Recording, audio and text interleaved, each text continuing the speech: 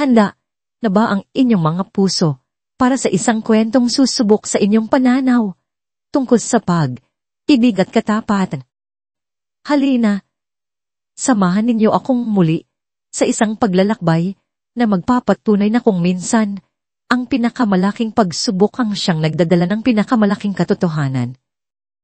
Sabi nila, ang tiwala ay parang salamin. Kapag nabasag, maaari mo pa ring pulutin ng mga piraso, pero hindi mo na maibabalik sa dati ang refleksyon. Paano kung ang pundasyon ng iyong perpetong mundo ay kailangan mo nang gumumo para lamang makita kung sino ang tunay nakakapit sa iyo hanggang sa huli? Napakaganda ng gabi sa lungsod ng Sinagdala. Mula sa pinakamataas na palapag ng isang mamahaling restaurant, tanaw ni Amihan Reyes ang libong ilaw na kumikinang na parang mga bituin na hulog mula sa langit. Ngunit para sa kanya, walang kasing kinang ang mga ito kumpara sa mga mata ng lalaking kaharap niya ngayon sa hapagkainan. Si Dante Mondiso, ang kanyang asawa, ang lalaking bumuo ng kanyang mundo. Masaya ka ba, mahal? Tanong ni Dante. Ang kanyang boses ay malambing, tila musika sa pandinig ni Amihan. Inabot nito ang kanyang kamay at marahang hinaplos. Isang matanis na ngiti ang gumuhit sa mga labi ni Amihan. Tumango siya. Sobra, Dante. Sobrang saya. At totoo iyon. Sa irin na tatil ito, masasabi niyang nasa kanya na ang lahat.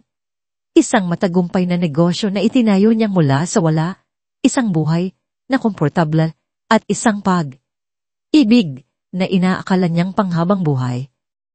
Ito pa lang ang simula ni pangako ni Dante. Itinaas ang kanyang kupitan ng wine. Para sa kinabukasan natin, sa pamilyang bubuuin natin, sa lahat ng pangarap na sabay nating aabutin. Naramdaman ni Amihan ang mainit na likido na dumaloy sa kanyang lalamunan kasabay ng init na kumalat sa kanyang dibdib, pag-ibig. Tanoon, pala talaga ang pakiramdam. Ang bawat salita ni Dante ay tila balsamo na humihilom sa lahat ng pagod at sakripisyo niya sa buhay. Tinitigan niya ang bawat anggulo ng mukha nito, ang matangmot na ilong, ang makapal na kilay, ang paraan ng pagngiti nito na tila laging may itinatagong kilid. Perpekto. Ang buhay niya ay perpekto. Ngunit ang perpektong gabi na yon ay sinundan ng isang umagang magiging simula ng isang mangumot. Kinabukasan, habang nagkakape siya sa kanilang beranda na may tanawin ng luntiang hardin, dumating ang kanyang ina. Sila Renda de Reyes, isang babaeng matikas. May mga gatla na nang karanasan sa mukha at may mga matang nakakakita hindi lang ng nasa labas, kundi pati na rin ng nasa loob. Ma, napadalaw po kayo. Masayang bati ni Amihan, sabay halik sa pisngi nito. Amang, tama. Katatimpla ko lang ng paborito ninyong kape. Ngunit hindi, ngumiti si Renda. Umupo ito sa tapat niya at ang mga mata nito'y seryoso. Kailangan nating mag-usap, anak. Biglang kinabahan si Amihan. Tungkol po saan, ma? May problema ba? Huminga ng malalim si Renda. Tila, nag-iipon ng lakas. Ani, alam kong mahal na mahal mo si Dante at nakikita kong masaya ka. Pero ano, po? Ang kutob ng isang ina, hindi nagkakamali. Mariing sabi ni Renda. May mali, Ami. May mali sa mga kinikilos ng asawa mo. Natawa si Amihan, isang tawang pilit at alanganin. Mama naman, baka naman napaparanoid lang kayo. Mabait si Dante. Mahal na mahal niya ako. Patunayan natin, diretsong sabi ng matanda. At ang bawat salita ay tila isang patak ng yelo sa mainit na kape ni Amihan. Gawin mo, Ami. Sabihin mong nalugi ka. Sabihin mong ubos na ang lahat. Tingnan natin kung sino ang mananatili sa tabi mo, napatayo si Amihan sa pagkabila. Ang kanyang puso ay nagsimulang tumibok ng mabilis. Ano pong kasing biro yan, Ma? Bakit ko gagawin yon? Sasaktan ko lang ang asawa ko nang walang dahilan. Dahil kung totoo ang pagmamahal niya, hindi kanya iiwan anuman ang mangyari, giit ni Linda. Hindi natitinag. Kung peke, na yun pa lang, malalaman mo na bago pa mahuli ang lahat. Gawin mo ito para sa akin, anak. Para sa kapakanan mo. Buong araw na gulong. Gulo ang isip ni Amihan. Ang mga salita ng kanyang ina ay umuulit. Ulit sa kanyang utak, nakikipaglaban sa mga matatamis na alaala niya kasama si Dante. Hindi. Imposible. Si Dante ay hindi ganoong klaseng tao. Mahal siya nito. Ipinaparamdam nito yon sa kanya araw-araw.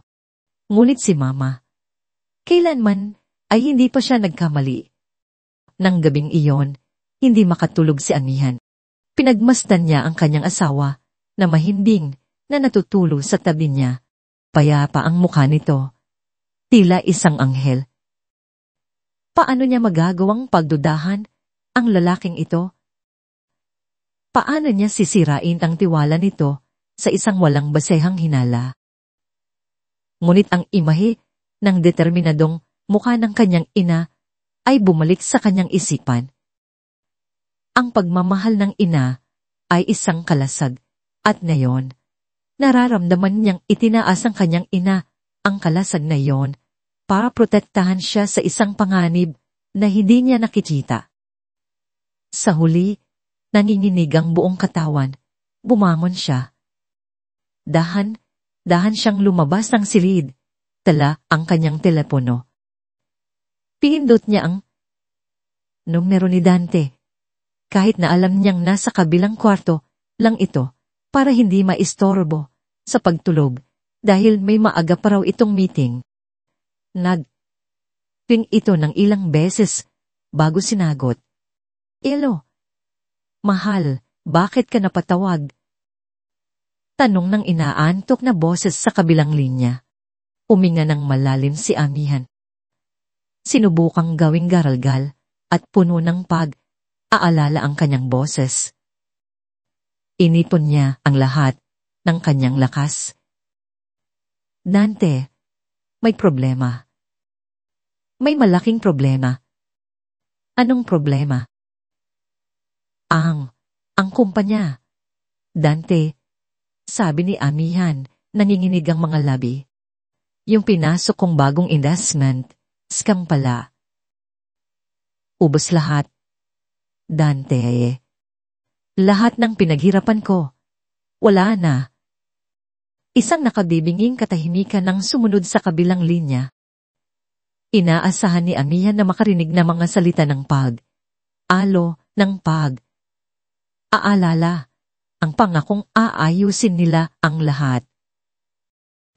Ngunit wala, tanging ang tunog lang ng sarili niyang hininga ang kanyang naririnig. Ang bawat segundo ay tila isang oras.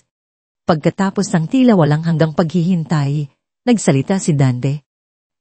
Ngunit ang boses niya ay hindi na malambing. Wala na ang init at pagmamahal. Ito ay malamig, matigas, at puno ng isang bagay na hindi pa naririnig ni Amihan mula sa kanya kailanman. Ano ang sabi mo? Tanong ni Dante. Ang bawat pantig ay mabagal at may diin. Ulitin mo nga. Ang bawat salita ni Dante ay tila matugtulis na yelong tumusok sa puso ni Amihan. Ulitin mo nga. Hindi iyon pakiusap. Iyon ay isang utos, isang malamig na utos na nagpabura sa lahat ng init na naramdaman niya mula sa kanilang hapunan kagabi. Naninginig ang kanyang mga labi Inulit niya ang kasinungalingan na unti nang nagiging isang masakit na katotohanan sa loob ng kanyang dibdib. Nalugi. Nalugi ang kumpanya. Dante. Wala na sa akin ang lahat. Isang buntong hininga ang narinig niya mula sa kabilang linya. Isang buntong hiningang hindi nagpapahiwatig ng awa o aalala kundi ng pagkainis. Diyos ko, amihan, paano nangyaring yan? Siguraduhin mo lang na hindi mo dinamay ang mga personal na ariyan natin dyan sa kapabayaan mo. Pagkatapos noon, ibinaba na nito ang telepono. Hindi makagalaw si amihan. Nanatili siyang nakatayo sa dilim ng kanilang pasilyo. Hawak ang teleponong tila biglang bumigat. Walang okay lang ba, mahal? Walang huwag kang alala, malalagpasan natin to. Tanging isang tanong na nakasentro sa pera at Arian. Bumalik siya sa kanilang silid. Umaasang baka sa personal, iba ang magiging reaksyon ni Dante. Baka nabigla lang ito. Ngunit hindi ito bumalik sa kwarto. Inintay niya ito ng 1 oras, 2 oras. Sa huli, nakatulugan na niya ang paghihintay at ang mga unan sa paligid niya ay basa na ng mga luhang hindi niya namalayang pumatak. Kinabukasan, pagbaba niya, naabutan niya si Dante sa kusina. Nagtitimpla ng kape na para bang walang nangyari. Hindi man lang siya nito tiningnan. Ang lalaking dati hindi aalis ng bahay. Nang hindi siya hinahalikan may dumaan lang sa tabi niya. Dante, tawag niya. Ang boses ay halos pabulong na lang. Umarap ito sa kanya at nakita ni amihan ang pagbabago sa mga mata nito. Nawala na ang kinang, napalitan iyon ng pagkairita. Ano? Mag-usap naman tayo. Please.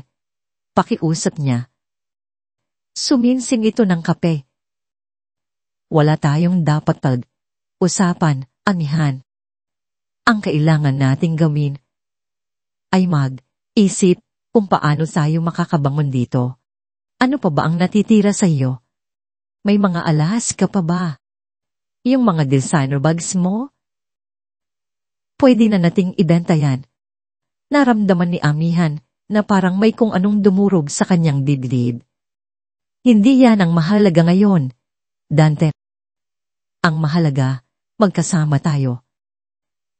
Isang mapaklang tawa ang kumawala sa bibig ni Dante.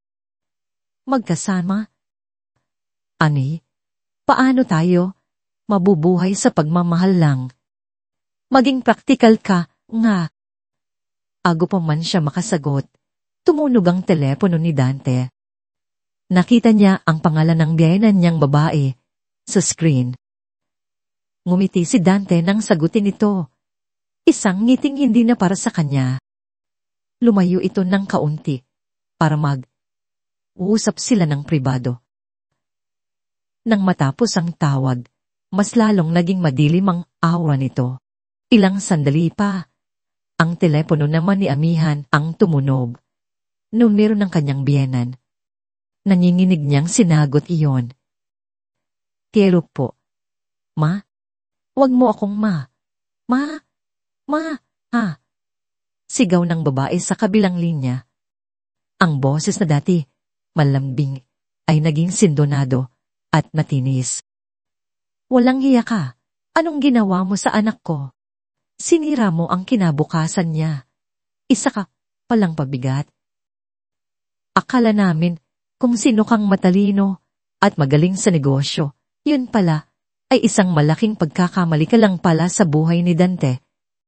Sunod ang masasakit na salita. Bawat isa ay parang punyal na sumasaksak sa kanya. Wala siyang nagawa kundi makinig, habang ang mga luha ay malayang dumadaloy sa kanyang mga pisngi. Si Dante, na nakatayo hindi kalayuan, ay nagkibit, balikat lang, na parang sinasabing, kausapin mo ang nanay ko. Nang gabing iyon, pinilit ni amihan na matulog sa guest room para bigyan sila ng espasyo. Ngunit sa kalaliman ng gabi, nauhaw siya. Dahan siyang lumabas para kumuha ng tubig. Habang papalapit siya sa kusina, narinig niya ang boses ni Dante. Mahina, pero malinaw. Kausap nito ang kapatid nitong babae sa telepono.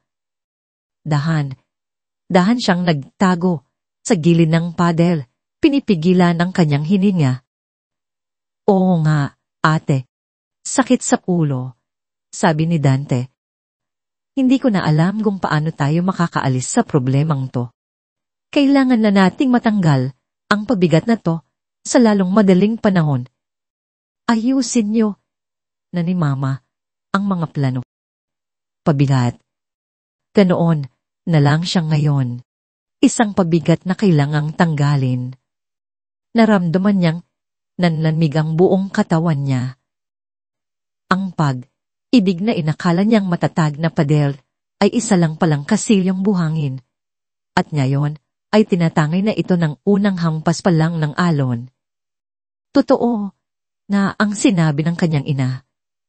Kinabukasan, hinarap siya ni Dante na may dalang mga dokumento at isang ballpen. Ang mukha nito ay seryoso, walang emosyon. Ano to?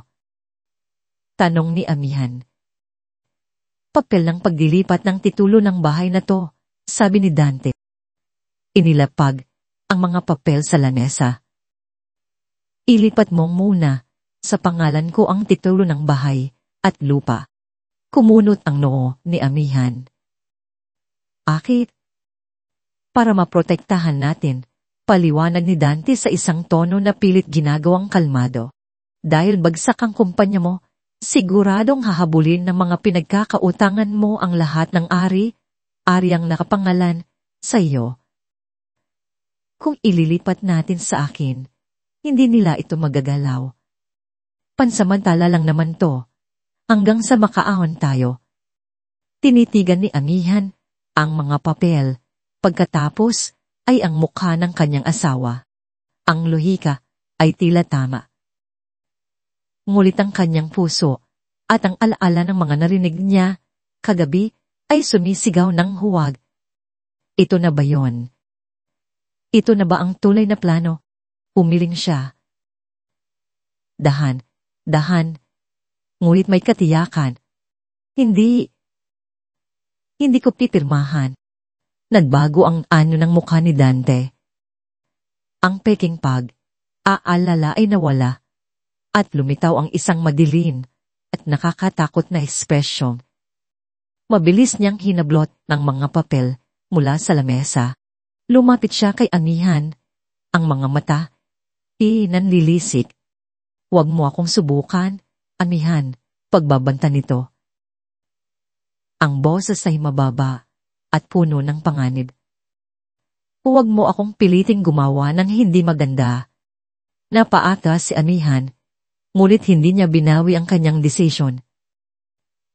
Isang ngising mapang, asara ang gumuhit sa labi ni Dante. Akala mo ba may karapatan ka sa bahay na to? Inagis nito ang mga papel sa paanan niya. Pipirmahan mo to, o hindi? Walang magbabago dahil lang totoo, ang bahay na to, hindi naman talaga naging sayo. Ang mga salita ni Dante ay umalingaw-ngaw sa paligid. Ang bahay na inakala ni Amihan na magiging pugad ng kanilang pagmamahalan. Hindi naman talaga naging sayo.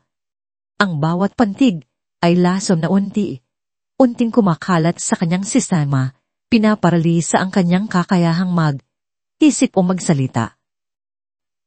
Bago pa man siya makabawi sa pagkabigla, bumukas ang pinto. Pumasok ang kanyang biyanan at ang kapatid na babae ni Dante na si Clarice. Hindi sila pumasok bilang bisita. Sila'y pumasok na parang mga mananakop. Ang kanilang mga mata ay puno ng pagtatagumpay at paghamak. Ayan na pala ang reyna, sarkastikong sabi ni Clarice, bitbit ang isang luma at gutay na maleta na hindi alam ni Amihan kung saan nanggaling. Oras na para lisanin mo ang palasyo, mahal na Reyna. Sumunod ang biyena niya. Nagtungo ito ng diretso sa master. Sbero na parabang aari nito ang lugar. Narinig ni Amihan ang malalakas na pagbukas at pagsara ng mga drawer ng kanyang aparador. Ma'am, ano pong ginagawa ninyo? Naguguluhang tanong ni Amihan, sumusunod sa kanila. Umarap ang matanda, hawak ang mga damit ni Amihan, mga damit na binili niya mula sa sarili niyang pinaghirapan, at walang pakundangan inihagis ang mga ito sa sahig. Inililigpit ang basura, matabang na sagot nito. Dantin anak, tulungan mo ang atin mo. Isilid niyo nagyan sa maleta ang mga dapat isilid. Huwag niyo nang isama ang mga mamahalin. Akaisanla, panya. Tulala lang si Amihan habang pinapanood ang iinang walang awang dinudungisan ang kanyang pagkato. Ang kanyang mga damit, sapatos, at personal na gamit ay basta na lang isiniksik sa loob ng lumang maleta. Ang mga gamit na hindi magkasya ay isinilid sa isang malaking itim na garbage bag. Ang eksena ay surreal, parang isang masamang panaginip. Si Dante, ang kanyang asawa, ay nandoon lang, tumutulong sa mga ito. Ang mukha ay blanko, tila estranghero sa sarili niyang pamamahay. Nang mapuno ang maleta at ang garbage bag, kinalagkag ito ni Dante palabas ng silid. Sumunod si Amihan. Ang mga paa ay tila may nakagapos na kadena. Sa bawat hakbang, nararamdaman niya ang pagguho ng kanyang dignidad. Pagdating nila sa may pinto, walang sabing ibinato ni Dante ang maleta sa labas. Gumulong ito, samang sahig ng kanilang garahe. Sumunod ang garbage bag.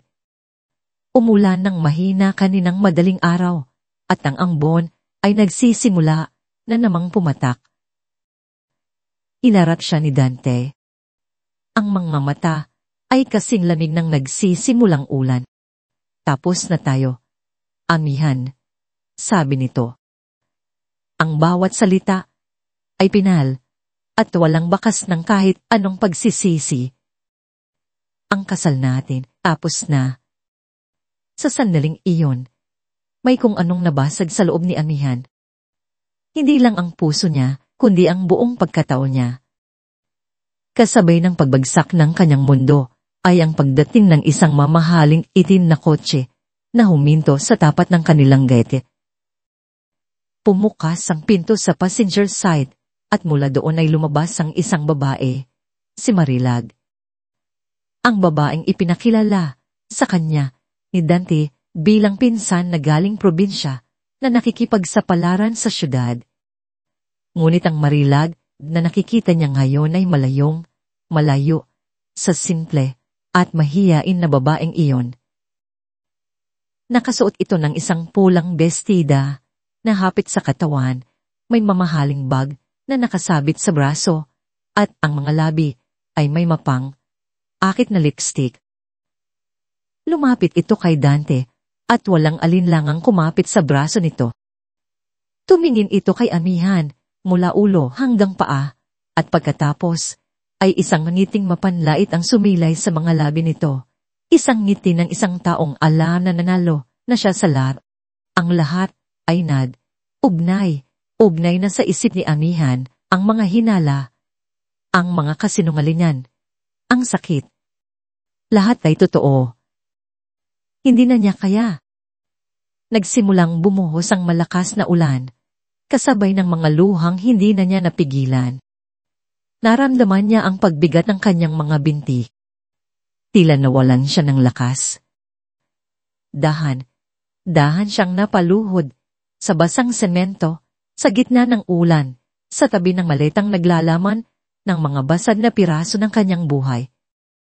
Ang mga ilaw mula sa mga dumaraang sasakyan ay lumobo sa kanyang paningin dahil sa luhang walang tigil sa pag-agos. Malamig, basa, at nag-iisa. Ito na siguro ang katapusan. Ngulit bigla, naramdaman niyang tumila ang ulan sa ibabaw niya. Isang payong ang nakasilong sa kanya, pinoprotektahan siya mula sa unos. Dahan niyang itinaas ang kanyang mga mata. Sa gitna ng nanlalabo niyang paningin, nakita niya ang mukha ng kanyang ina, si Loslainda. Ang mga mata nito ay puno ng awa para sa kanya. Ngunit kasabay noon ay may aalag na apoy ng katapangan. Inilahad ni Loslainda ang kanyang kamay. "Halika na, anak," sabi nito. Ang boses ay mahinahon, ngunit puno ng determinasyon. "Tumayo ka diyan. Oras na para lumaban." Ang biyahe papunta sa bahay ng kanyang ina ay isang mahabang katahimikan. Anging ang tunog lang ng humahagibis na ulan at ang ritmikong pag-andar ng windshield wiper ang maririnig sa loob ng sasakyan. Nakatanaw lang si Amihan sa bintana, pinapanood ang mga ilaw ng lungsod ng sinagdala na lumalabo at naghahalo dahil sa kanyang mga luhang hindi pa rin tumitigil sa pagpatak. Ang bawat ilaw ay tila isang alaala nila ni Dante, maningning, ngunit ngayon ay isa na lang malabong imahe. Walang nagsalita sa kanilang dalawa. Alam ni Loslainda na walang salita ang makakapagpagaan sa sakit na nararamdaman ng kanyang anak sa mga sandaling yon. Ang kailangan ni Amihan ay isang kanlungan at iyon ang ibinigay niya. Pagdating nila sa luma, ngunit maaliwalas na bahay kung saan siya lumaki, agad siyang inasikaso ng ina. Ikinuha siya nito ng tuyong damit at isang makapal na tuwalya. Habang pinupunasan niya ang kanyang basang buhok, nagtimpla naman si Loslainda ng mainit na salabat. "Inumin mo to, anak, para mainitan ang sikmura mo," sabi nito. Iniaabot ang isang tasa. Tinanggap iyon ni Amihan. Ang kanyang mga kamay ay nanginginig pa rin. Ang init mula sa tasa ay unting gumapang sa kanyang nanalamig na mga palad. Umupo siya sa maliit na sopa sa sala. Nakayuko. Yakap ang sarili. Ang bawat sulok ng bahay na iyon ay pamilyar. Ngunit pakiramdam niya ay isa siyang dayuhan. Ang Amihan na umalis sa bahay na ito ilang taon na ang nakalipas, puno ng pangarap at pag-ibig, ay patay na. Umupo si Loslainda sa tabi niya. Inaplos nito ang kanyang likod. "Alam kong masakit, Ami. Sobrang sakit. Pero kailangan mong malaman, hindi aksidente ang pagdating ko kanina." Doon lang angat ng tingin si Amihan. Ang kanyang mga mata ay namamaga at puno ng pagkalito. "Ano pong ibig niyong sabihin?" Hindi sumagot si Loslainda. Sa halip, tumayo ito at naglakad papunta sa isang lumang aparador na gawa sa narara. Pinuksan nito ang isang nakatagong pinto sa ilalim at mula doon ay inilabas ang isang maliit, ngunit mabigat na bakal na kahadiro. Maingat niyang pinihit ang kombinasyon. Isang maliit na click ang umalingaw sa tahimik na sala. Mula sa loob, kinuha niya ang isang makapal at kulay kape na folder. Pumalik siya sa tabi ni Amihan at inilapag ang folder sa maliit na lamesa sa kanilang pagitan. "Ilang buwan na akong nag-iimbestiga, anak." Nanlaki ang mga mata ni Amihan. "Nag-iimbestiga? Bakit po?" "Dahil ang kutob ng isang ina ay hindi natutulog," mariing sabi ni Loslainda. Pinuksan niya ang folder. Ang unang laman nito ay isang seri ng mga litrato. Nanginginig na kinuha ni Amihan ang unang litrato. Si Dante at si Marilad magkaakbay habang naglalakad sa isang beach resort. Ang ngiti sa kanilang mga labi ay hindi ngiti magpinsan. Iyon ay ngiti ng magkasintahan. Kinuha niya ang sunod. Nasa loob sila ng isang mamahaling restaurant. Nagtatawanan habang iinuman ng wine. Sunod, magkahawak kamay habang palabas ng isang sinehan. Sunod, papasok sa isang hotel. Ang bawat litrato ay isang sampal sa kanyang mukha. Ang bawat isa ay patunay ng isang malalim na pagtataksil na naganap sa likod ng kanyang mga mata, sa likod ng kanyang tiwala. Bulong niya. Ang kanyang boses ay basag. Paano? Ako ng private investigator noong isang buwan pa. Pag-amin nila sina. Ang boses ay kalmado, ngunit may bigat. Nagsimula akong maghinala nang mapansin kong masyadong malaki ang mga cash withdrawal na ginagawa niya mula sa joint account ninyo para sa mga sinasabi niyang business trips. Inilabas ni Laslanda ang mga bank statement at credit card bills. Itinuro niya ang mga transaksyon, mga alahas, mga mamahaling danit, mga plant ticket para sa 2 tao papuntang Palawan. Lahat ay sa mga petsang sinabi ni Dante na isa lang siyang aalis para sa trabaho. Ang pagpapanggap mo na nalugi ka, pagpapatuloy ng kanyang ina, iyon ang huling pyesa ng plano ko. Kailangan kong buksan ang mga mata mo sa paraang ikaw mismo ang makakakita. Dahil kung sinabi ko sa iyo noon ang lahat ng ito, hindi ka maniniwala. Lalabanan mo ako. Kakampihan mo siya. Yumuko si Amihan. Totoo. Lahat ng sinabi ng kanyang ina ay totoo. Niyakap niya ang kanyang mga tuhod at muling humagulgol. Ngunit sa pagkakataong ito, hindi na lang purong sakit ang nararamdaman niya. May halong galit. Galit sa sarili dahil sa pagiging bulag at isang aapoy na galit para sa lalaking pinagkatiwalaan niya ng lahat. Pinunasan niya ang kanyang mga luha. Initigan niya ang mga ebidensya sa lamesa at ang pighati sa kanyang mga mata ay unting napalitan ng determinasyon. Pero hindi pa diyan nagtatapos.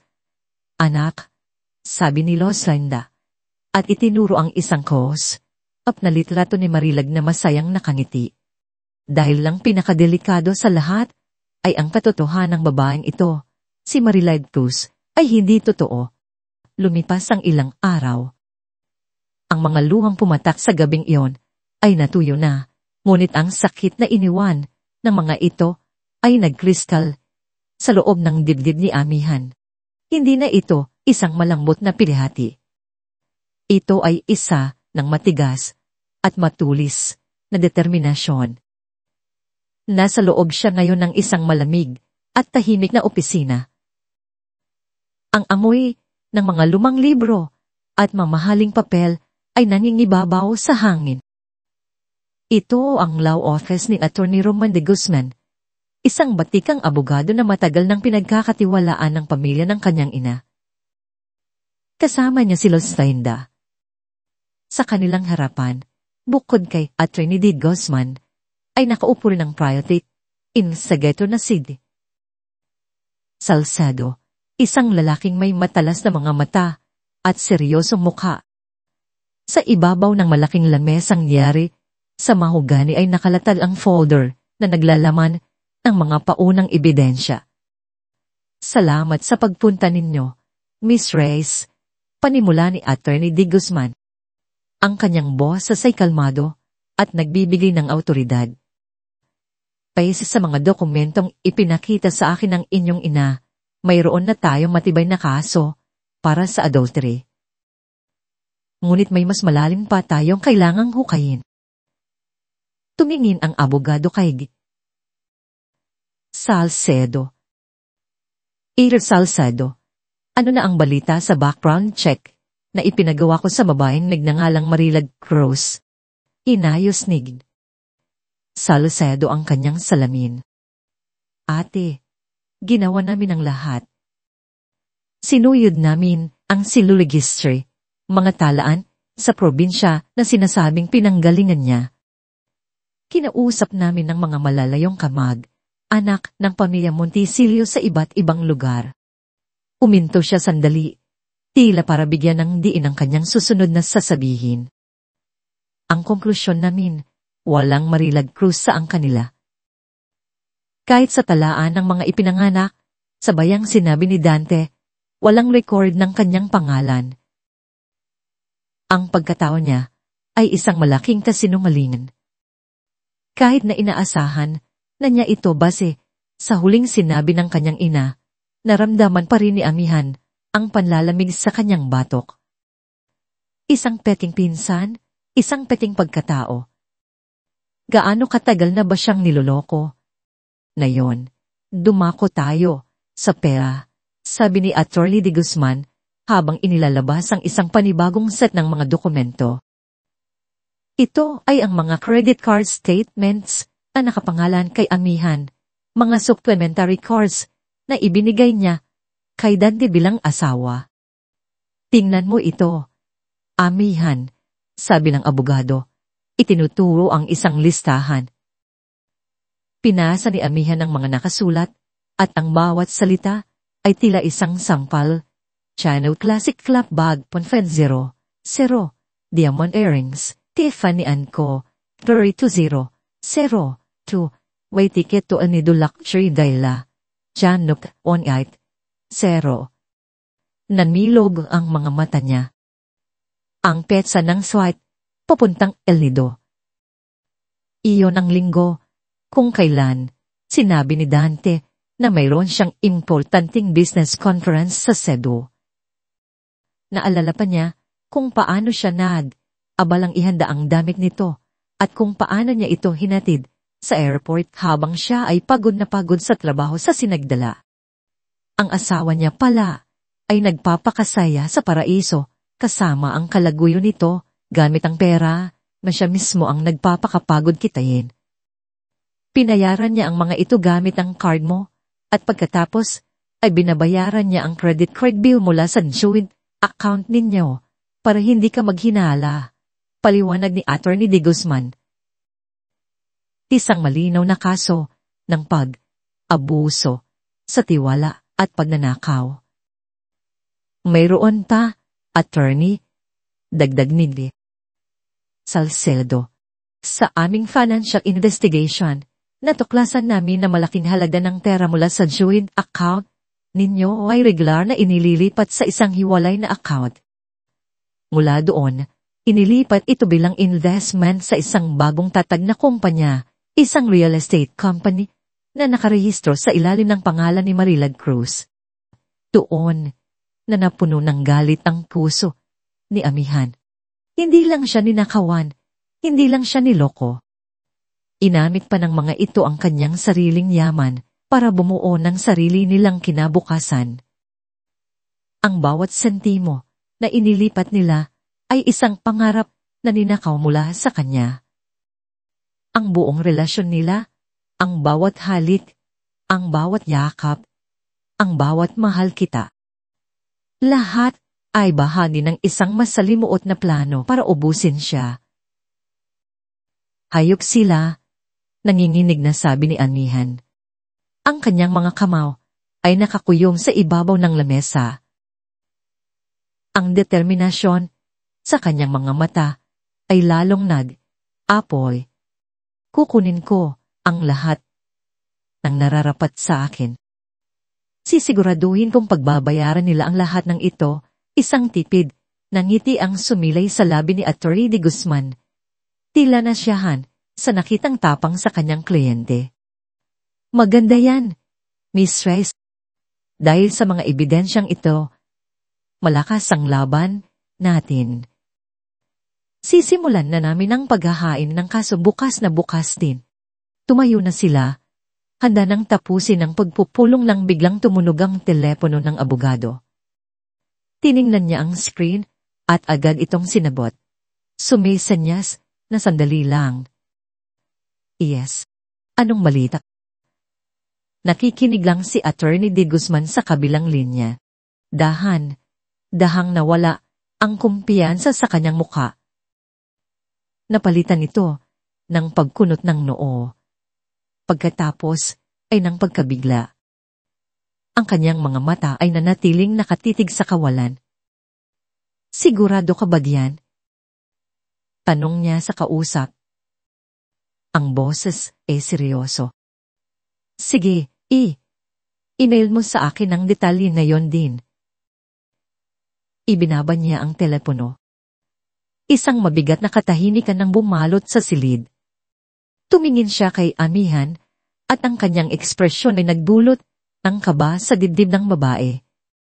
Miss Reyes, panimula ng abogado. Ang boses ay mas mababa at mas mabigat kaysa kanina. May nakuha tayong impormasyon mula sa aming contact sa National Statistics Office.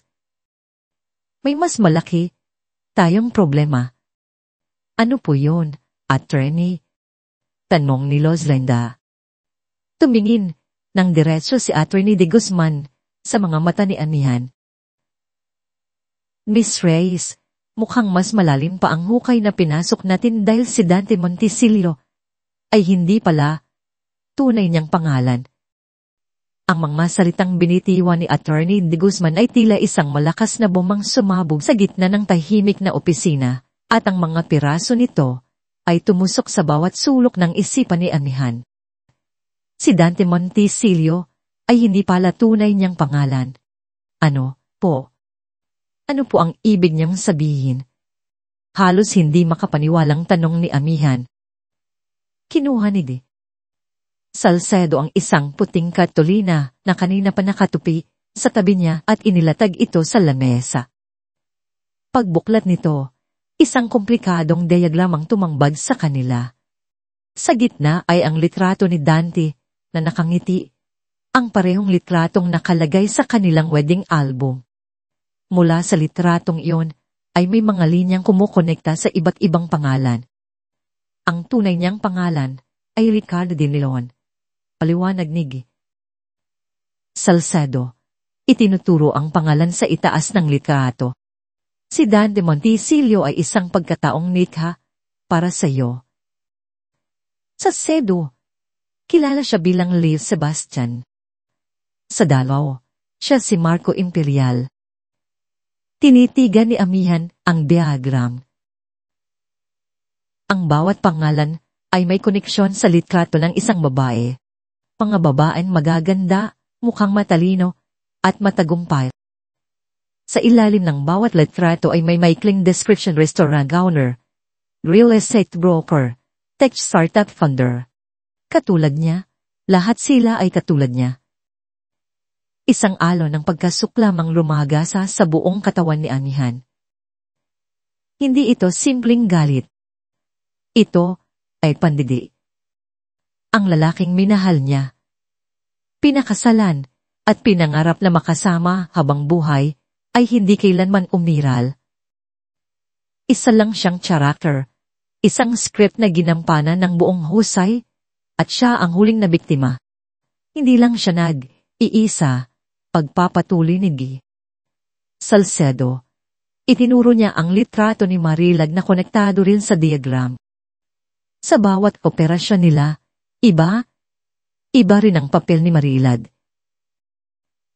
Minsan pinsan, minsan kapatid, minsan naman ay isang kaibigang nangangailangan ng tulong. Sila ay isang team, isang sindikato na ang target ay mga matatagumpay na babaeng singla o divorced. Mayroon kaming nakuhang testimonya, sabi ni Attorney De Guzman habang binubuksan ang isang laptop sa lamesa. Ang isa sa mga biktima niya noon sa Cebu, pumayag siyang magsalita sa kondisyon na itatago namin ang kanyang pagkakakilalan. Pinindot niya ang play. Isang video mang lumabas sa screen. Isang babaeng nakaupo sa dilim. Ang mukha ay natatakpan ng anino at ang boses ay binago para hindi makilala. Nakilala ko siya bilang si Leo, panimula ng babae sa video. Ang boses ay nanginginig, ngunit may bakas ng matinding galit. Aksidente raw na nabangga niya ang kotse ko sa parking lot. Napakagalang niya. Napaka-charming. Dinala niya ako sa hapunan bilang paumanhin. Mula doon, naging mabilis ang lahat. Sinabi niya lahat ng gusto kong marinig, na hinahangaan niya ang katatagan ko, na hindi hadlang ang tagumpay ng isang babae. Para mahalin siya. Napahawak si Amihan sa kanyang bibig. Ang bawat salita ng babae ay tila kinuha mula sa sarili niyang aklat ng pag-ibig, ang paraan ng pagkikita nila ni Dante. Isang aksidenteng pagkakabangga rin sa isang coffee shop. Ang mga linyang binitiwan nito, lahat ay pareho. Isang paulit-ulit na modus. Pinagatiwalaan ko siya. Pagpapatuloy ng babae sa video, umihikbi na. Encourage niya akong indas sa isang siguradong negosyo. Pero sa pangalan niya. Hanggang sa isang araw, nagising na lang ako. Wala na siya. Wala na ang pera. Naglaho na parang bula. Nang matapos ang video, isang mabigat na katahimikan ang muling bumalot sa silid. Ang tanging maririnig ay ang pinipigilang paghikbi ni Amihan. Ang kwento niya ay hindi pala natatani. Isa lang pala siyang kabanata sa isang mahabang libro ng panloloko. Ang kanyang dakilang love story ay isang recital na secret. Mabilis niyang pinunasan ang kanyang mga luha. Ang pagtasuklang at pandidiri ay natabunan ng isang bagong damdamin, takot. Isang malamig na takot na gumapang mula sa kanyang talampakan hanggang sa kanyang batok. Hindi lang isang taksil na asawa ang kalaban niya, isang buong sindikato. Naunawaan ni Attorney D. Guzman ang tumatakbo sa isip niya. Amihan, seryosong sabi nito. Kailangan mong maintindihan. Hindi na ito isang simpleng kasong sibil para sa pag-aari o adultery. Ang kinakaharap natin ay isang organisadong grupo ng mga kriminal.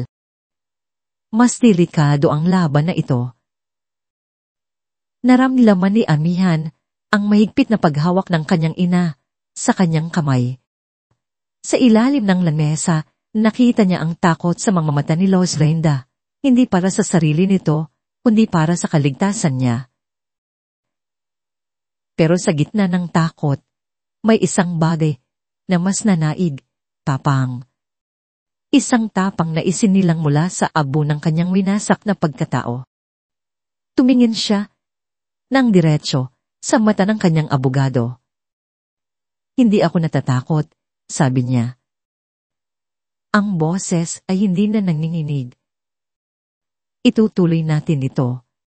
Kahit ano pa ang mangyari, itutuloy na rin ito. Hindi lang para sa akin, kundi para sa lahat ng babaeng niloko nila. Sa sandaling iyon, kasabay ng kanyang matapang na deklarasyon, nag-vibrate ang kanyang cellphone na nasa ibabaw ng lamesa. Isang text message mula sa isang hindi rehistradong numero. Binuksan niya ito. Naglalaman ito ng isang litrato. Isang litratong kuha mula sa labas ng bintana ng opisina.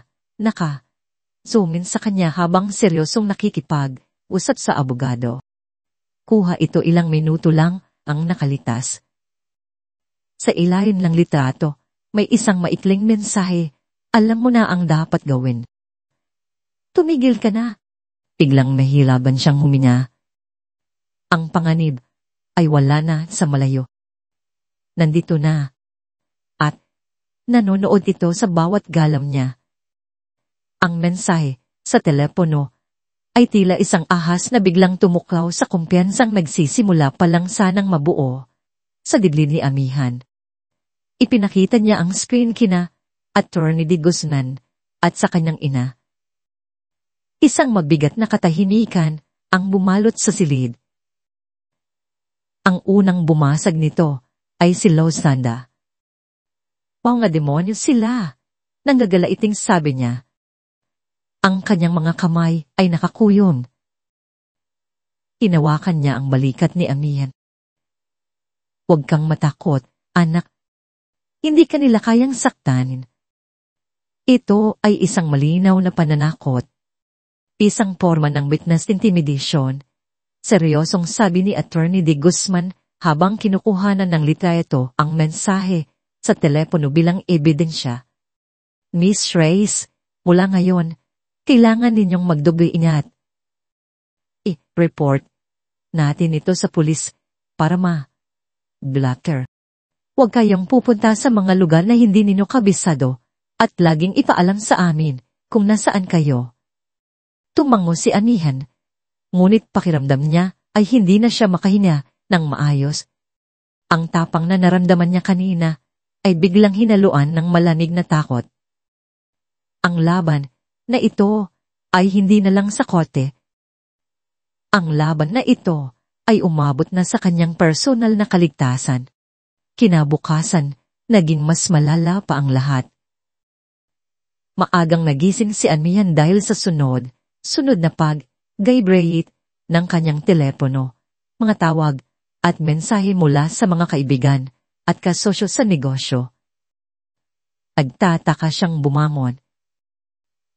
Paglabas niya ng silid, nakita niya ang kanyang ina sa sala, hawak ang isang tabloid na may nanginginig na mga kamay. Ang mukha ni Loslinda ay mapla. Ma, ano po yan? Tanong ni Amihan. Pilit na itinago ni Loslinda ang diaryo sa likod nito. Wala. Anak, mga basura lang na balita. Ngunit huli na ang lahat. Nakita na ni Amihan ang kanyang mukha sa front page. Isang malaking litrato niya, kuha noong isang business errand, katabi ng isang malaki at nakaka-insultong headline, bigating negosyante, lugi dahil sa lalaki. Agad niyang inagaw ang tabloid. Ang kanyang mga mata ay mabilis na tinakbo ang mga nakasulat na salita at ang bawat isa ay tilalason. Sinasabi sa artikulum na ang dahilan ng kanyang pagkakalugi ay hindi dahil sa masamang investment, kundi dahil sa pagiging maluho niya sa kanyang batang kalaguyo. Mayroon pang isang peking source na nagsasabing sangkot daw ang kumpanya niya sa mga illegal na transaksyon. Kaya ito bumagsak. Ang kanyang pangalan, ang kanyang reputasyon na pinaghirapan niyang buuin sa loob ng maraming taon ay dinudungisan at niyurakan sa harap ng buong mundo. Walang hiya sila, bulong ni Amihan. Ang diaryo ay upis sa kanyang mahigpit na pagkakahawak. Paano nila nagawa to? Ngunit simula pa lang pala yun. Nang gabing iyon, habang sila ni Loslinda ay tahimik na naghahapunan, sinusubukang ibalik ang normalidad sa kanilang buhay. Isang malakas na kalabog ang yumanig sa buong bahay. Poob, kasabay nito ang tunog ng nababasag na salamin. Napasigaw ang dalawang babae sa gulat. Mabilis na tumayo si Loslinda at niyakap si Amihan. Ang bintana sa kanilang sala ay basag. Sa gitna ng sahig, sa ibabaw ng mga bubog, ay may isang malaking bato. Nakatali sa bato ang isang piraso ng papel. Naninginig na lumapit si Amihan at kinuha ang papel. Nakasulat dito sa malalaking pulang letra. Ang susunod, ulo mo na. Hindi na napigilan ni Amihan ang sarili. Napasandal siya sa pader at napahagulgol. Ang takot ay bumabalot na sa bawat himaymay ng kanyang pagkatao. Tatawag ako ng pulis. Anak, sabi ni Loslinda. Kinuha ang telepono. Habang kausap ng kanyang ina, ang mga pulis, bumunog naman ang telepono ni Amihan. Si Attorney de Guzman. Amihan, Nasa bahay ka lang ba ng nanay mo? Anong ng abogado? Baka sangpag. Aalala sa boses. Opo, attorney. Kayo po, bakit? May 2 sasakyang kanina pa sunod ng sunod sa akin pag. Alis ko sa opisina, sabi nito. Hindi ko na tinuloy ang pag-uwi. Nandito ako ngayon sa isang police station. Gusto ko lang siguraduhin na ligtas kayo. Pinapalibutan na nila tayo. Amihan. Sinusubukan nilang ihiwalay ka sa mga taong tumutulong sa iyo. Pagkatapos ng tawag na yon, tila gumuho ang lahat ng natitira pang lakas ni Amihan. Hinahabol na nila ang kanyang abogado. Tinatakot na nila ang kanyang ina.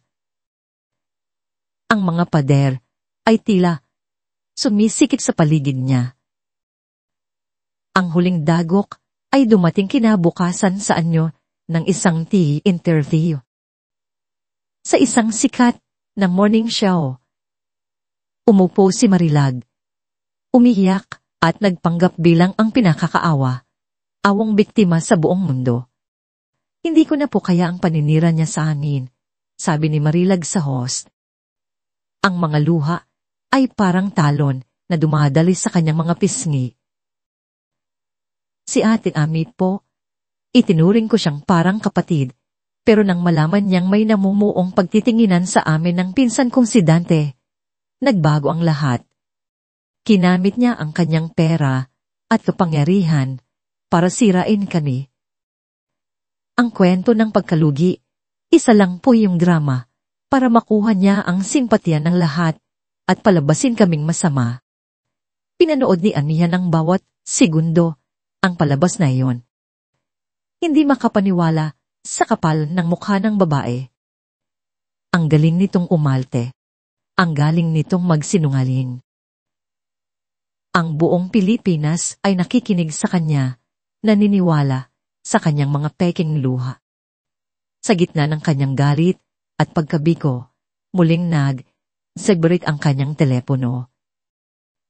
Isang pamilyar na numero, ang numero ni Dante. Ilang segundo siyang natigilan bago niya sinagot. Kello, mahinang sabi niya. Isang pamilyar na boses ang kanyang narinig. Hindi ito galit. Hindi ito nananako. Ito ang malambing at mapagmahal na boses na minsan niyang minahal. Ami, mahal ko, malambing na sabi ni Dante. Nakikita mo na ba? Nagiging magulo na ang lahat, hindi ba? Hindi naman kailangang maging ganito. Naramdaman ni Amihan ang panlalamig sa kanyang buong katawan. Talaga bang gusto mong ituloy pa to, ha, mahal? Pagpapatuloy nito, ang boses ay tila isang bulong na puno ng lason at peting pagmamal. Alam mo, may ilan din naman akong alam na maliliit na sikreto mo. Sigurado ka bang gusto mong malaman ang lahat ng mga yon? Ang silid, pulungan sa law firm ng kabilang panig ay malamig at walang buhay. Ang hangin ay mabigat sa tensyon at ang tanging maririnig ay ang mahinang ugong ng air conditioner. Para kay Amihan, ang bawat segundo na lumilipas sa loob ng silid na yon ay tila isang pagtitiis. Ilang gabi na siyang hindi makatulog ng maayos. Ang imahe ng basag na bintana at ang mga salita sa tabloid ay paulit-ulit na naglalaro sa kanyang isipan. Ang banta ni Dante sa telepono ay isang lason na patuloy na gumagapang sa kanyang ugat. Sa kabilang panig ng mahabang lamesa ay nakaupo si Dante, katabi ang kanyang makinis at mukhang bata na abogado. Isang tekeng ngiti ang nakapaskel sa labi ni Dante, isang ngiting hindi umakabot sa kanyang mga mata.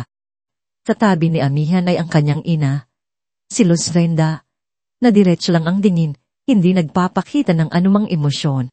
Si Attorney D. Guzman naman ay seryosong nakatitig sa mga kalaban. Salamat sa pagdating ninyo, panimula ng abogado ni Dante, si Attorney Hernandez. Nandito tayo para sa isang pre-trial mediation. Ang layunin natin ay iwasan ang isang magulo at nakakapagod na paglilitis. Ang kliyente ko, si Mr. Monticello, ay handang maging bukas, palag para matapos na ito ng mapayapa. Isang mapaklang na ngiti ang gustong kumawala sa labi ni Amihan. Bukas, palad. Pagkatapos siyang nakawan, lokohin, at takutin, iyon ang salitang gagamitin nila. Nagpatuloy si Attorney Fernandez. Dahil sa pagmamahal pa rin ng kliyente ko kay Miss Reyes, handa siyang iatras ang lahat ng posibleng counter charges laban sa kanya, paninirang, puri, emotional distress. Kung papayag si Miss Reyes na iatras din ang lahat ng kaso niya at lalakad palayo ng tahimik. At ano ang kapalit ng katahimikan na yan? Malamig na tanong ni Attorney de Guzman. Wala. Simpleng sagot ni Attorney Fernandez. She lives with what she has left, which is nothing. Isang malinis na hiwalayan. Walang habulan ng ari-arian. Ang bahay ay mananatili sa kliyente ko. Tapos, ang usapan. Bago pa man makasagot ang abogado ni Amihan, isang mahinang tawa ang narinig mula kay Dante. Isipin mo na lang na bayad yan sa lahat ng sakit ng ulo na idinulot mo. Ami, sabi nito, kunwari ng hihinayang. Hindi na nakatiis si Amihan. Wala kang karapara. Ngunit, kung ipipilit pa rin ninyo ang laban na ito, putol ni Attorney Fernandez, at ang kanyang boses ay biglang naging matalas. Mapipilitan kaming ilabas ang aming huling alas. May kinuha siyang isang maliit na digital voice recorder mula sa kanyang briefcase at ipinatong ito sa gitna ng lamesa. Ang katahimikan sa silid ay naging mas mabigat. Ano yan? Tanong ni Attorney de Guzman. Isang maliit na paalala, sabi ni Attorney Fernandez at pinindot ang play button. Isang pamilyar na boses ang umalingaw sa maliit na speaker, boses ni Amihan. Kailangan nating mag-isip ng paraan, ma. Ang boses ay medyo garagal at tila pinutol. Sumunod ang boses si Lazaina. Ang kutob ng isang ina, hindi nagkakamali. Gawin mo ito para sa kapakanan mo, muling boses ni Amihan mula sa ibang uusap. Ubos lahat, Dante. Lahat ng pinaghirapan ko. Wala na. At ang huli, ang pinakamasakit sa lahat ay ang boses muli ni Laslanda. Iyon ang huling piyesa ng plano ko. Tinatay ni Attorney Fernandez ang recorder. Nanlanig ang buong katawan ni Amihan. Naramdaman niyang umalis lahat ng dugo mula sa kanyang mukha. Iyon ay mga totoong pag-usap nila ng kanyang ina. Ngunit putol, pinagtagpi, at inilabas sa konteksto para palabasin na sila ang nagplano ng isang scam laban kay Dante mula pa sa simula. Pinalabas na ang pagpapanggap niyang pagkalugi ay isang punay na plano para makakuha ng pera mula kay Dante. Isa itong obra maestra ng panloloko. Tumingin siya sa kanyang ina. Nakita niya ang pagkabigla at galit sa mga mata nito. Isang recording na malinaw na edited at pinik. Galit na sabi ni Attorney de Guzman. Patunayan ninyo sa korte, mayabang na sagot ni Attorney Fernandez. Pero habang ginagawa ninyo yan, ang recording na ito ay nasa kamay na ng media. Isipin ninyo ang iskandalo. Ang babaeng negosyante na nagpanggap na biktima para lang lokohin ang sarili niyang asawa. Sino sa tingin ninyo ang paniniwalaan ng publiko? Ang awang lalaking niloko o ang babaeng ganid sa pera? Sa wakas, itinuon ni Dante ang kanyang tingin kay Amihan. Ang mga mata nito ay puno ng tagumpay. Dahan, isang ngiti ang sumilay sa kanyang mga labi. Isang ngiti na puno ng aasar. Isang ngiti na nagsasabing checkmate. Ito na ang huling alas nila.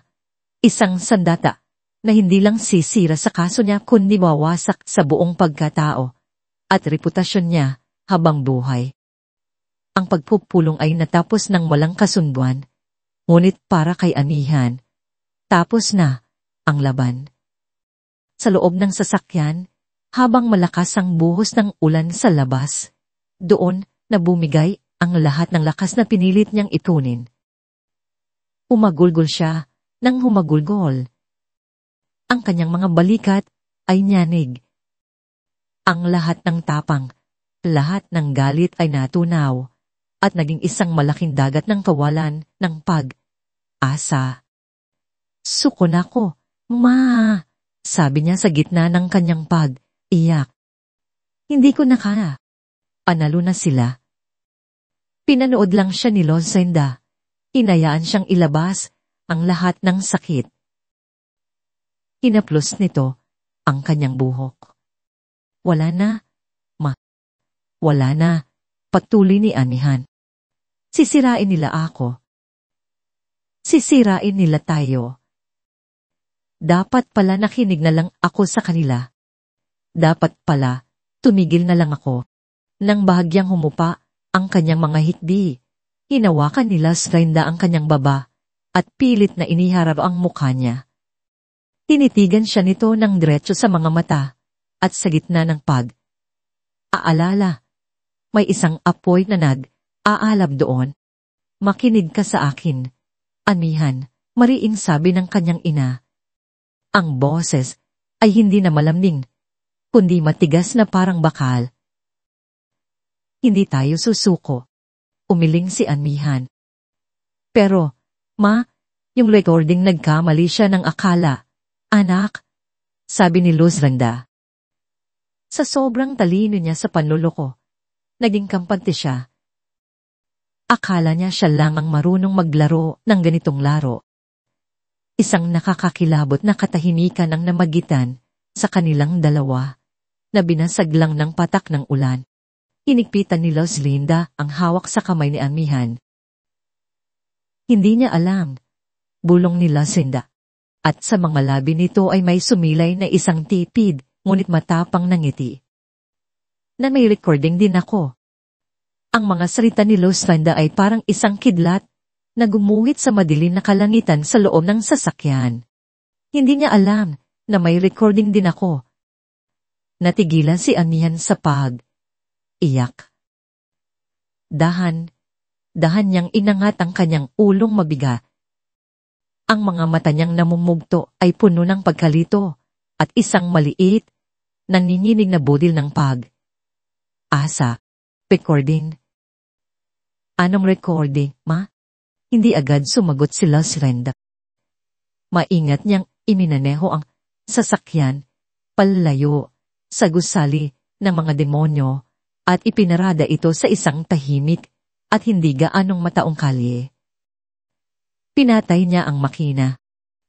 Ang taning maririnig na lang ay ang malakas pa ring patak ng ulan sa bubong ng kotse.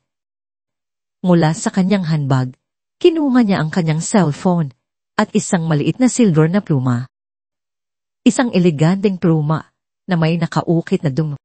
Naalala mo ba itong pluma na to, anak? Tanong ni Lucinda. Tumango si Amihan. Regalo niyo po kay Dante noong birthday niya. Isang mamahaling pluma, sabi ni Lucinda na may kasamang high and voice activated micro-recorder sa loob. Ibinili ko yan sa kanya noong nagsisimula pa lang ang hinala ko. Alam kong mahilig siya sa mga magagarang ganit. Alam kong palagi niya itong dadalhin sa busa ng kanyang coat bilang isang tropeo. Nanlaki ang mga mata ni Amihan sa pagkamangha. Akala niya ay isa lang itong palamuti, pagpapatuloy ng kanyang ina, pero ito ang naging mata at tain ako. At isang gabi habang iniwan niya ang kanyang coat Sa sala ninyo, nakuha ko ang lahat ng kailangan ko. Kinuha ni Linda ang kanyang telepono. Isinaksak ang pluma gamit ang isang maliit na adapter at pinindot ang play sa isang audio file na may petsang 2 linggo na ang nakalipas. Sa una, mahina lang ang tunog. Ngunit maya, narinig ni Amihan ang 2 boses na nagpaguho ng kanyang mundo, ang mayabang na boses ni Dante at ang malanding halakhak ni Marilag. Ang tanga talaga niya, no? Sabi ng boses ni Marilag na sinundan ng malutong na tawa. Akala niya talaga may business trip ka sa Cebu kung alam lang niya na nasa El Nido tayo at winawaldas ang pera niya. Hayaan mo na, Balbe, sagot ng boses ni Dante. Ganyan talaga pagbulag sa pag-ibig. Basta sundin mo lang ang plano. Kapag nakuha na natin ang bahay at ang huling investment niya, tapos na ang laro. Amihan race. Naramdaman ni Amihan ang pag-akyat ng dugo sa kanyang ulo. Ngunit ang sumunod na narinig niya ang tuluyang nagpatigas sa kanyang puso na parang bato. Paano kung lumaban siya? Anong ni Marilag? Paano kung kumuha siya ng magaling na abogado? Isang mayabang na tawa ang narinig mula kay Dante. Simple lang. Gagamitin natin ang mga uusapan nila ng nanay niya. Magaling niyang sounding ginyo natin. Puputulin natin dito. Tudugtungan doon. Gagawa tayo ng sarili naring kwento. Isang recording na magpapamukha sa kanilang sila ang masama. Sinong paniniwalaan ng korte? Sila o ang ebidensya? Pinatay nila si Linda ang recording. Ang galit sa dibdib ni Amihan ay sumabog na parang bukan. Ang bawat hibla ng pighati ay natunaw at naging purong galit. Ang mga luhang pumapatak sa kanyang mata ay hindi na luha ng kalungkutan, kundi luha ng matinding puot. Hindi siya niloko, hindi siya ninakawan. Pinagplanuhan siya, pinaglaruan. Ginawa siyang katatawanan. Ang pinatay niya ay hindi ang pag-ibig ko, bulong ni Amihan sa sarili. Ang boses ay malamig at puno ng panganib. Ang binatay niya ay ang kahinaan ko. Pag uwi nila, hindi na siya ang Amihan na halos gumuho kanina. Nagtungo siya sa banyo at tiningnan ang sarili sa salamin. Ang babaeng nakikita niya ay may namumugtong mga mata, ngunit sa likod nito ay may isang apoy na hindi pa niya nakikita kailanman, isang apoy na kayang tumupok ng lahat ng kasinungalingan sa mundo. Kinabukasan, sa opisina ni Attorney de Guzman, ipinarinig nila ang recording. Pagkatapos itong pakinggan, ang seryosong mukha ng abogado ay napalitan ng isang ngiti ng isang manlalaro ng chess na nakakita ng isang brilliant move. Ito na ang killer evidence natin. Ngunit hindi pa doon natapos ang magandang balita. May isa pa, Amihan, sabi ni Attorney de Guzman. Dahil sa kwento mo, nahanap ni Mr. Salcedo ang biktima sa Cebu. Noong una ay ayaw niyang tumulong dahil sa takot, ngunit nang malaman niyang handa kang lumaban hanggang sa huli, nagbago ang isip niya. Nagbigay siya sa atin ng tapang. Ping ang laptop ng abogado. Isang video call. Sa screen, lumitaw ang babaeng nasa video noon. Ngunit ngayon, wala na ang anino sa kanyang mukha. Isang babaeng nasa mga 40, may bakas pa rin ng sakit sa mukha, ngunit may tapang na sa mga mata. Miss Reyes, bati nito. Ako si Andrea, at handa na akong magsalita. Magpapadala ako ng isang mutaras na salaysay ng lahat ng ginawa sa akin ni Ricardo de Leon. Sa unang pagkakataon sa loob ng maraming linggo, isang tunay na ngiti ang sumilay sa labi ni Amihan. Hindi na siya iisa sa laban na ito. Agad na kumilos si Attorney de Guzman. Sa loob lang ng ilang oras, isinumit niya sa korte ang isang urgent motion to submit new and compelling evidence. Kalakip ang transcript ng 2 recording at ang sinumpaang salaysay ni Andrea. Ang bitag na inihanda ni Dante ay siya na ngayong huhuli sa kanya. Habang papaalis na sila sa opisina, puno ng panibagong pag-asa, muling tumunog ang telepono ni Attorney de Guzman. Isang text message. Tiningnan niya ito at isang tipid ng ngiting tagumpay ang muling gumuhit sa kanyang mga labi.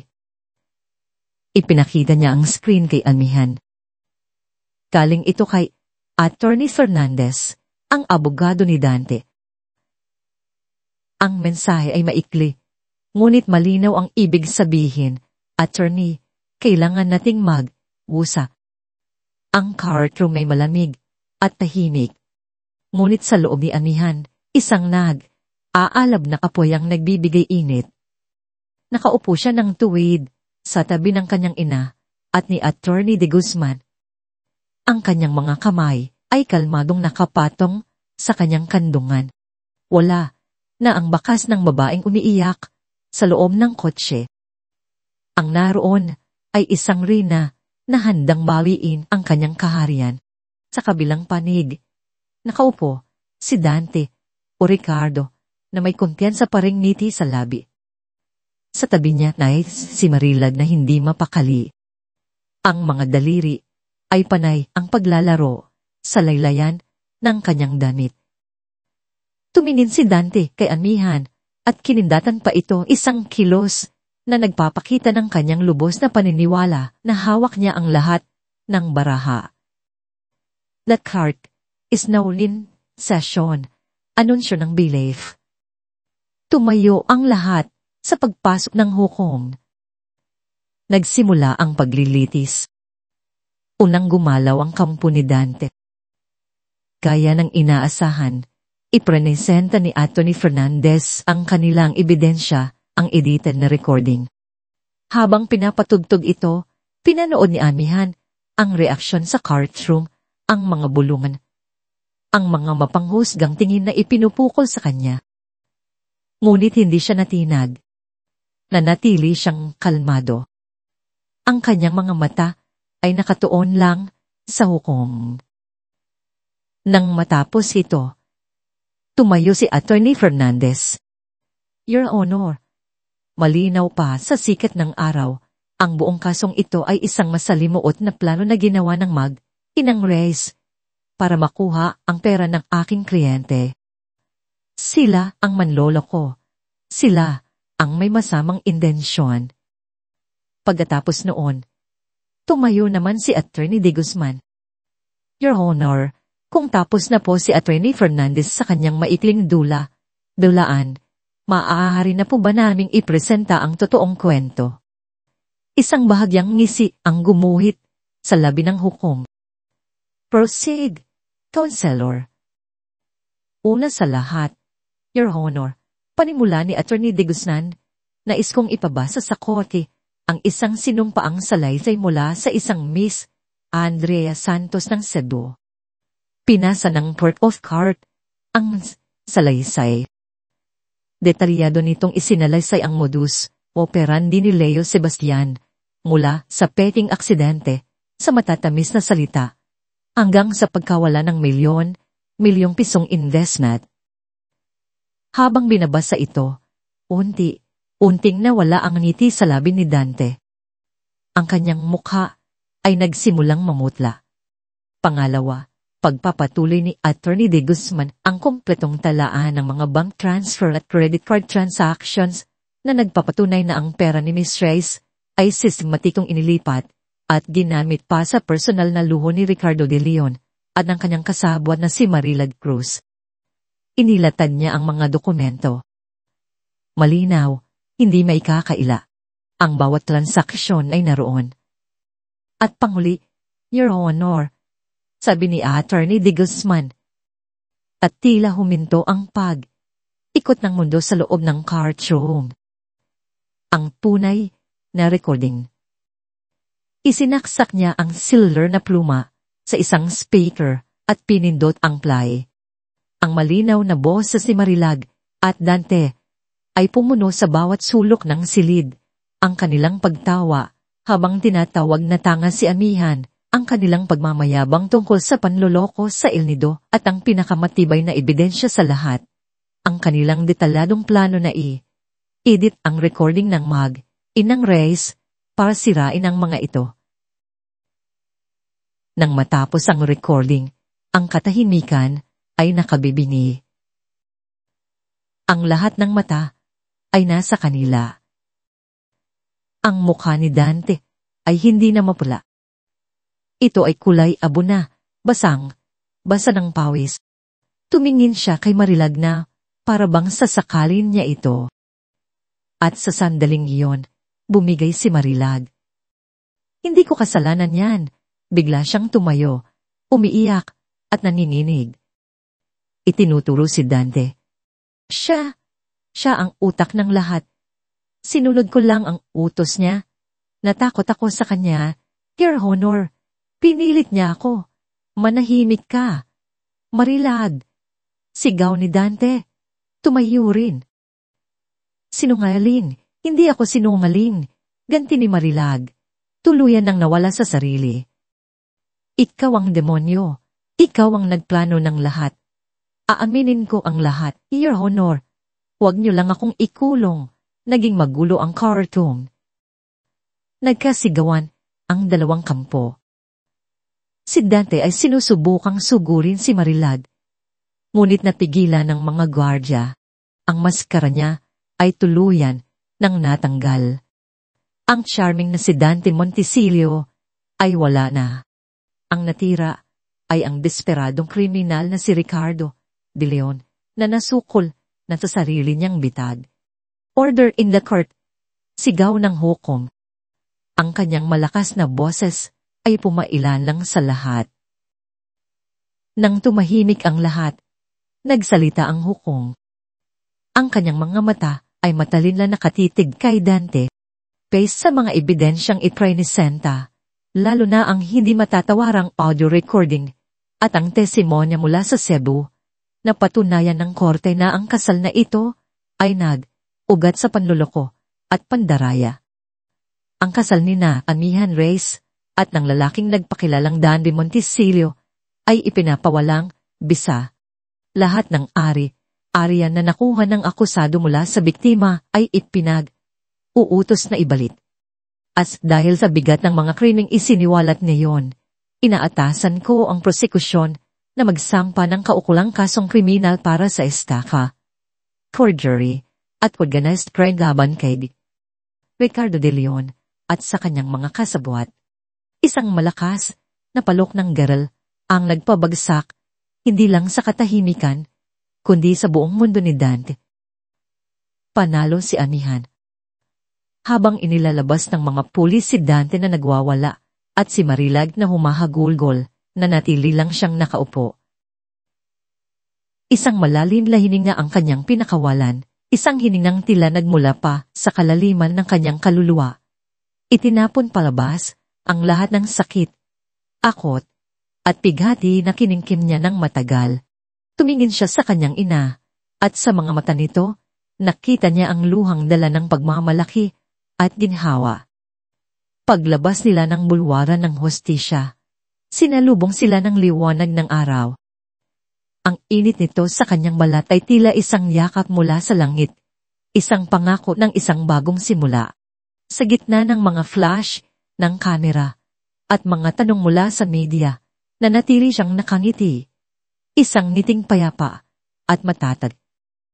Abang dahan silang naglalakad palayo sa gulo, isang babaeng hindi niya kilala, simple, may bakasang takot sa mukha.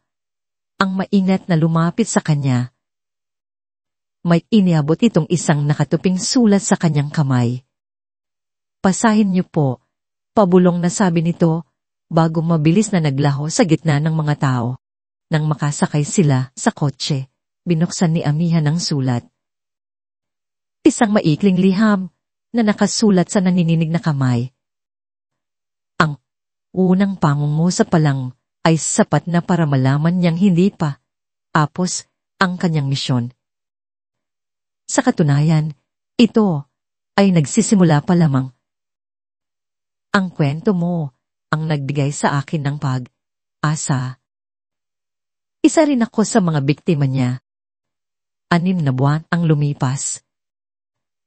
Ang ulan na sumabay sa pag-guho ng mundo ni Amihan ay napalitan na ng isang maaliwalas at mapayapang panahon. Ang ingay ng iskandalo ay unti nang humupa, at ang pangalan ni Ricardo de Leon ay isa na lang madilim na alaala sa mga pahina ng diaryo, nakakulong at pinagdudusahan ang kanyang mga kasalanan. Para kay Amihan, ang mga nagdaang buwan ay isang mahabang paglalakbay sa loob. Hindi ito naging madali.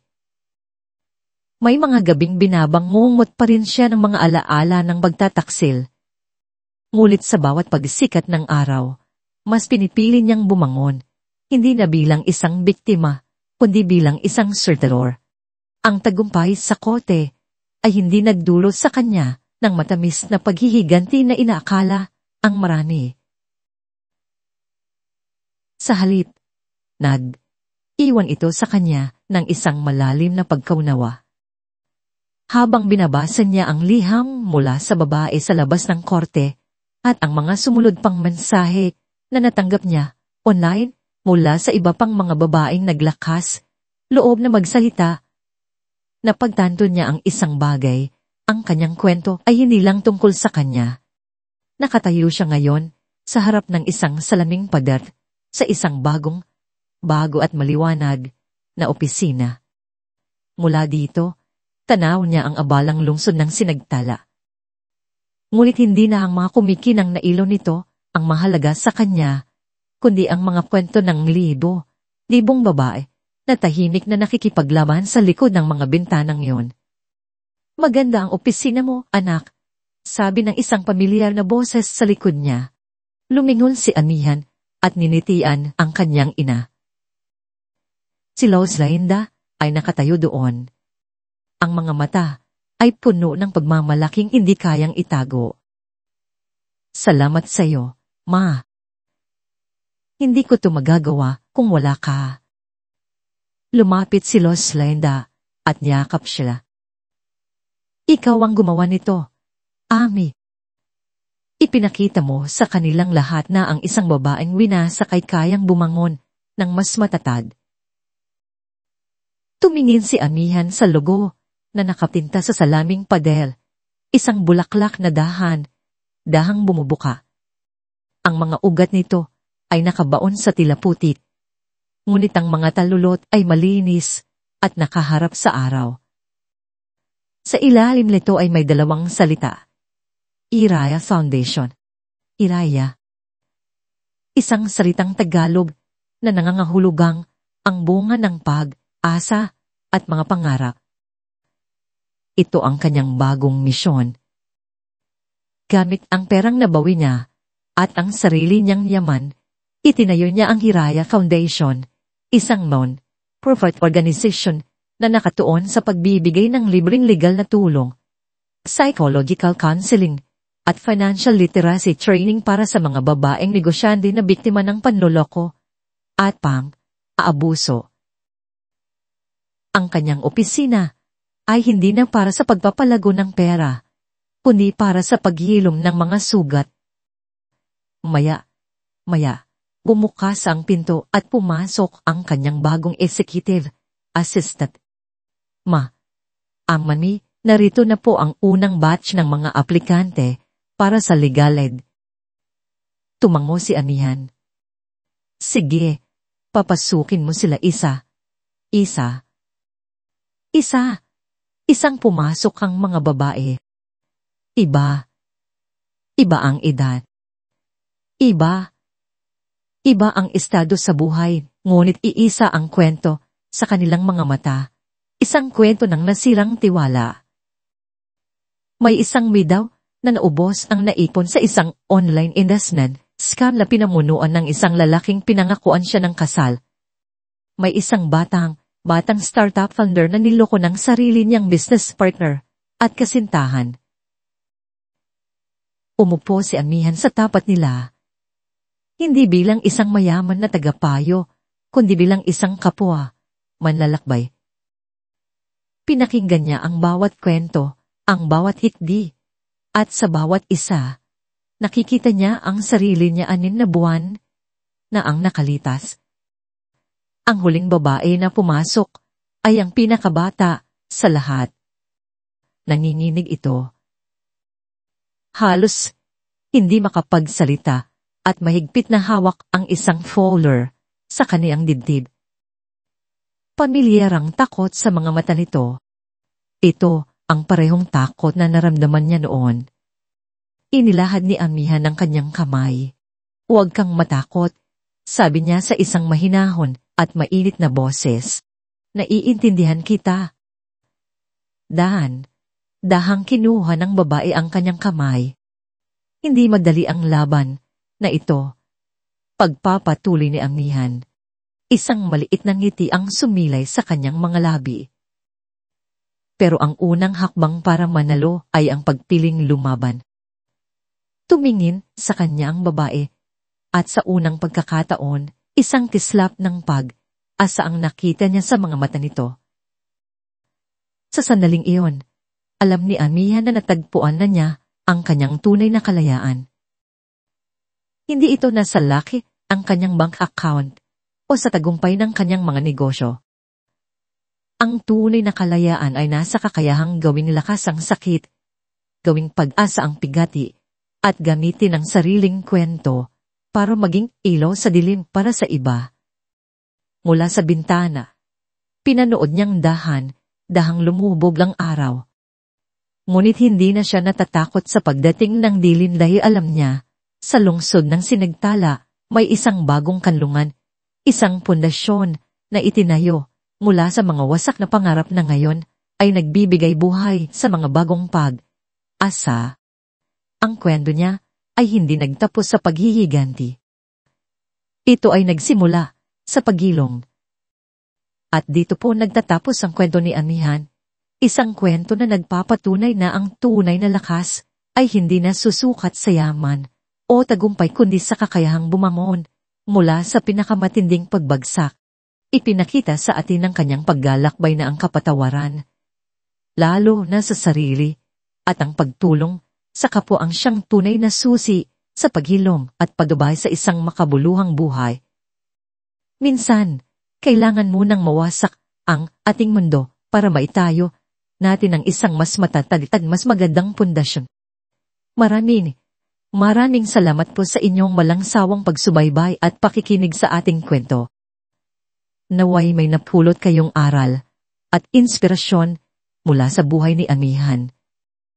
Ano po ang masasabi ninyo sa kanyang naging desisyon sa huli? At anong klaseng mga kwento pa po ang gusto ninyong marinig sa mga susunod nating paglalakbay? I-comment nyo lang po sa ibaba. Hindi dito nagtatapos ang ating paglalakbay. Marami pa pong kwentong kasing dada at mas puno ng aral dito sa aming channel.